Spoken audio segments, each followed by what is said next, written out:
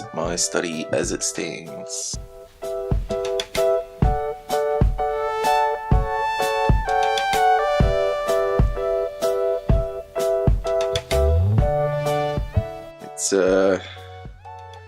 It needs a bit of cleaning. So my room needs a bit of clean out. In part, because this is where I film, I actually think I need to get rid of some games. I'm going to go through my collection. Probably not get rid of many. I can't have them piling up on the floor. It's getting a bit ridiculous. And to be honest, I've even got a whole bunch at work still. So, not that it's a huge collection by any means. I know there are people out there looking at this going, calm down. But it's big for my space, and that's the issue. If I can't fit it into the space, then we have problems. And I don't mean we just have problems with space. I have problems in this area. I can't film very well. It makes my wife upset. I don't necessarily need everything here. Problem is, what am I going to get rid of? And that's the challenge. I've got... I'm going to have a hard time choosing. I know there are some games I can just straight outright zoom out the door, but what am I not playing? That's a problem. Tell you what I am playing. I got to play some Clank in Space the other night at Games Night, and that was fun. We had a good night. Had a few new people show up. One person just want to watch, but the rest of us got in, had a good game. It was good. Played a lot of Epic Spell Wars. I think that's all we played all night, really. Epic Spell Wars and Clank in Space. And then more Epic Spell Wars. So, anyway, I need to start clearing this out. Look, I know I can start with this one. Because, well, it's finished.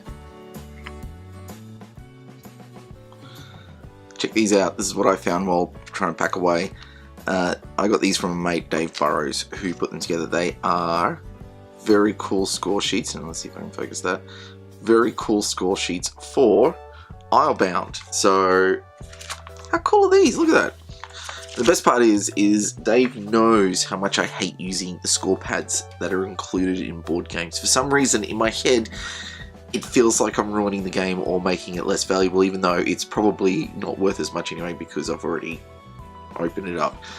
I know it doesn't make sense, but I just don't like using the score pads. I like to keep them intact. I like to keep them there, keep them fresh, and I'll just use a scrap piece of paper and I'll work everything out on that. Thank you very much. But these, he printed up himself. I think he got the design from BGG. I'm not 100% sure. But yeah, these I'll happily use, and I've got a whole bunch of them. Very cool. If you notice something with my voice, it's because I'm actually homesick. This is my third day homesick. I got a sinus infection. And the big issue is that it's gone straight to my lungs. So I've had really bad asthma. I've been struggling to breathe. So I'm having a bit of a slow one. I just thought I'd try and be a little bit active and come and do some cleaning or moving something around rather than lying around doing nothing. So that's why I'm doing this. Anyway. Let's go. So, as you may have noticed, I've been upgrading my equipment. Check this out. That is what I've been recording on for however long. It's what I've had, and yeah, I mean, you record on what you've got, and what I had was a borrowed camera from Ricky, which he bought in Japan, like real cheap. So, but I'm really grateful, and I'm really thankful to Ricky for giving me the support of allowing me to use his camera for like the last couple of years, I think. Good golly. So, check this out. We've got some light sources. Whoa. I'll do it this way. Wow. That's awesome. So, got a couple of light sources, new tripod, and a new box. So, I've been trying to get a little handle on things as I go. Getting used to the new technology, getting used to things. I guess, going through all my games, I'm sitting here thinking about, why people like what games they like and all that sort of stuff. But there's just been some stuff going on in the industry, and I just don't really understand why we're going down this path. Now, I'm not one to be political. I mean, I'm a political guy. I get involved politically, but I try to not make my channel about politics, and I try not to get involved too much in the online politics of the gaming hobby. And it's been happening a lot in comics, it's been happening a lot in video games, and now it's happening a lot in board games. And I've tended to actually shy away from Twitter as a result. I used to be really much more involved in Twitter, and then I didn't want to get in on the whole, if you support this thing and got to support that and say this and got to say these certain things to make everybody happy with you. And I struggle with that because I want to be about the hobby. Like, I want this to be about supporting the hobby and doing well, but and I want everybody to be a part of it. And I believe in inclusivity and diversity, and I just struggle with the constant shaming and hatefulness that's starting to come out of it. One of the things I've really found frustrating is this whole ownership and claim over the hobby that some people have taken. Someone posted recently on a forum that I was reading about, Anita Sarkeesian, I've got to say that right, going to Gen Con and asking people, well, look, this article is suggesting people boycott because of the things she's done or said. And the response was by one person, sure, boycott, don't show up, and then leave the hobby. Just leave. We don't need your kind here. And that really grieved me on a couple of counts. One, it's not about dialogue. It was shutting down dialogue and the chance to grow. This person didn't seem like they were trying to encourage others. They were saying, what do I make of this, for starters? They didn't quite understand what was going on, so it was kind of a harsh response. But then I'm sitting there thinking, what is going on that we can't have political ideas and not still treat each other respectfully or decently? It just bugs me. Like, I don't like to get political because I don't want to get dragged into this sort of craziness, because it seems that no matter which side you take, there's going to be a whole side trying to shove you out of the hobby and get rid of you and tell you that you're a horrible human being, and I just don't see the point in it. And this is why I do a lot of what I do, is to try and encourage better human interactions and to try and be more thoughtful as a gamer and as a, not just game design, but social interactions. And I kind of lament almost the disappearance of philosophy from our coursework. And it's one of the reasons why I chose a school that actually still maintains and keeps philosophy, or at least philosophical inquiry, as part of its coursework. Because philosophy teaches you to, firstly, to dissect ideas, so you can disagree with an idea, but you don't have to disagree with the person. It's not, or you're wrong. It's actually, I don't see that idea the same way. I have a different idea, and this is why. Now, on one side, look at the article and go, well, why boycott? What's the point? I mean, you don't spend money there, but there's like 100 other people who miss out every year, probably thousands, who would love those tickets, and they're just going to buy them anyway. So what's the point you're trying to make exactly? Secondly, I am an advocate for free speech, regardless of whether I agree with people or not, and Anita is someone who I've disagreed with on many occasions, but I don't see the reason to silence her. I think, why not engage with her? Why not? It's not like she's making dumb points. There are sometimes I go, I really disagree with the premise you're making there, and I disagree with the logical sequencing there of events that have led you to that conclusion, but, I think she's genuinely trying to improve the world. Whether I agree with her methods, whether I agree with her philosophy or way of thinking or not. And there are many times I disagree with her, but I don't think she certainly needs to be silenced. And if her ideas really were that irrelevant, then people just wouldn't listen to her. I mean, wouldn't the better idea be to buy the ticket and then just not show up to the panel that she's at? I mean, wouldn't that send a bigger message to Gen Con that people don't want to be at the panel that she's on? You just don't have to show up to the panel. I don't get it.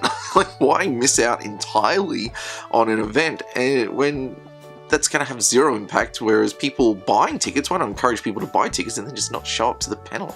Surely that sends a better message. The other side is, why not even just engage with the argument, see what she's saying, and then see if there's something to be learned or something to be challenged, or maybe you should disagree respectfully. I don't like what's going on. Yes, I know she said some silly things, and I can see that it wasn't warranted. Even the stuff that went on with Boogie. But at the same time, I also understand she must be under a lot of stress trying to do what she's doing and then genuinely being harassed. I think she does get harassed.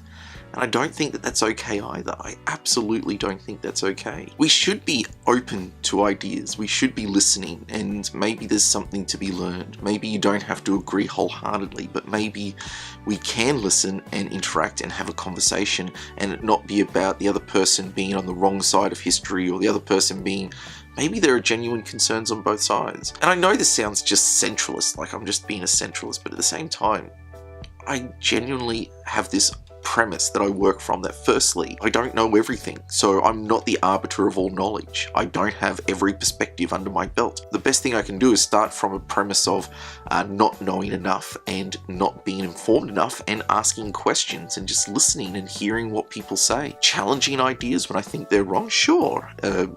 Engaging with rigorous discussion, sure, but do I need to attack anyone? Do I need to think that they're horrible people for holding their positions? Not really. I tend to just be more interested in the conversation. If I think that what they're saying is dangerous or horrible, then I'm happy to say that that idea is a problem and we should not engage with it, or that idea is problematic and here's the reasons why. But I'm not going to attack people, and I'm not going to go after people, and if I don't want to go to a panel, I'm not going to go to it. I don't need to set up a boycott, and I certainly don't have ownership over the hobby, so that if I have someone I do disagree with, or someone does something I don't like, I don't get to tell them that they're not a part of the hobby anymore. That stuff is just taking us down the wrong track.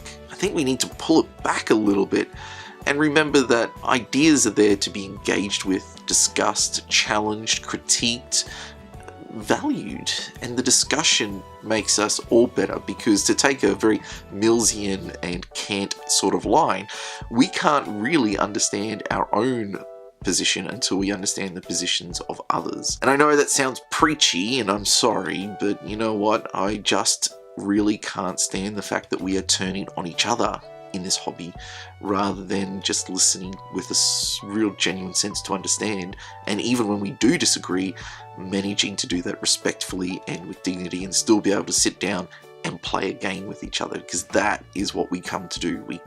This hobby should be unifying us and pulling us together, and we shouldn't be claiming ownership and being able to get and push people out.